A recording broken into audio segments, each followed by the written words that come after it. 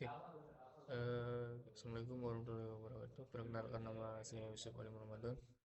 Eh, saya di sini ingin mengajarkan tugas tentang metode ID3.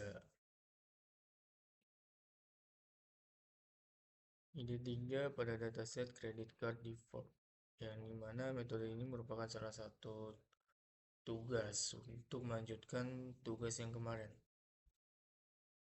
Oke,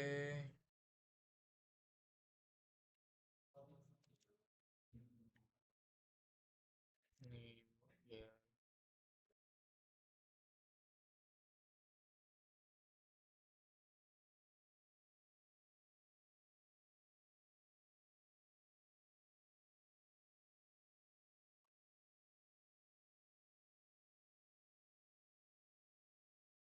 Jadi di sini itu saya mengimport beberapa library, ada MATLAB, ada Seaboard juga, digunakan untuk membantu visualisasi hasil.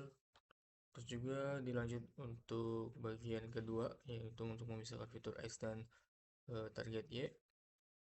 Pada bagian kedua ini saya memisahkan antara fitur target dan eh, fitur dari datasetnya, yaitu ada bentar, ada fitur fitur atau variabel bebas disimpan dalam variabel X. Ini variabel X, dan ada juga target atau variabel yang diprediksi dengan disimpan dalam variabel Y. Nah, di sini kolomnya itu saya pakai default payment next month. Terus lanjut ke bagian 3, yaitu dataset dibagi menjadi dua bagian, yang dimana data latih dan data uji. Oke, lanjut ke bagian 4. Di bagian 4 ini saya membuat sebuah model decision tree dengan kriterianya itu entropy.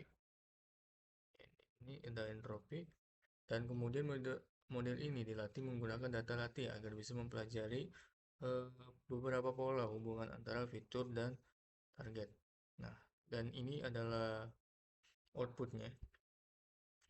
Di sini ada bagian 5, yaitu prediksi data uji, yang dimana model ini selesai dilatih. Langkah selanjutnya itu melakukan prediksi menggunakan data uji, yang hasil prediksinya itu akan dibandingkan dengan data sebenarnya untuk mengetahui apakah model kita ini sudah cukup akurat atau belum.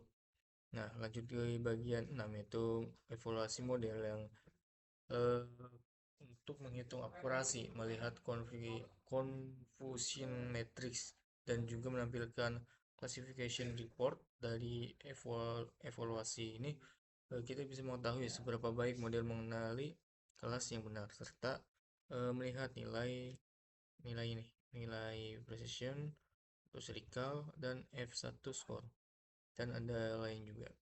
Nah, di sini ada visualisasinya, yang dimana warna biru ini pada heat map ini menunjukkan distribusi hasil prediksi antara data aktual dan prediksi model. Semakin besar nilai diagonal utamanya, itu berarti modelnya itu semakin tepat dalam melakukan klasifikasinya. Dan ini ada visualisasi pohon keputusannya. Di sini melihat bagaimana model ID3 itu mengambil keputusan berdasarkan nilai fitur. Setiap cabang itu menggambarkan kondisi tertentu, dan setiap daun itu menunjukkan hasil klasifikasi, yaitu apakah seorang diprediksi default atau tidak. Nah, di sini saya menyederhanakan supaya lebih jelas. Eh, ya,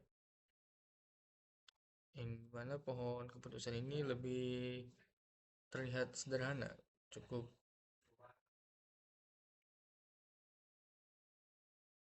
cukup sederhana.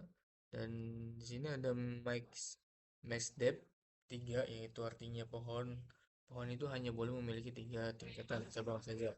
Dan tujuannya itu agar pohon lebih mudah dibaca dan bisa menjelaskan pola utama dari data tanpa perlu banyak detail. Nah, model yang digunakan itu tetap sama, yaitu menggunakan decision tree classifier dengan kriteria entropi. Nah, karena kita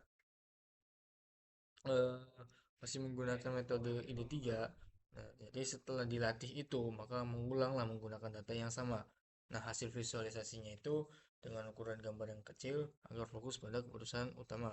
Nah, dari visualisasi inilah kita bisa melihat fitur-fitur mana yang eh, paling berpengaruh di awal keputusan serta bagaimana lah model membedakan antara nasabah yang berpotensi default atau tidak. Nah, mungkin itu saja dari saya. Kurang lebihnya mohon maaf. Wabillahi taufiq walhidayah. Wassalamualaikum warahmatullahi wabarakatuh.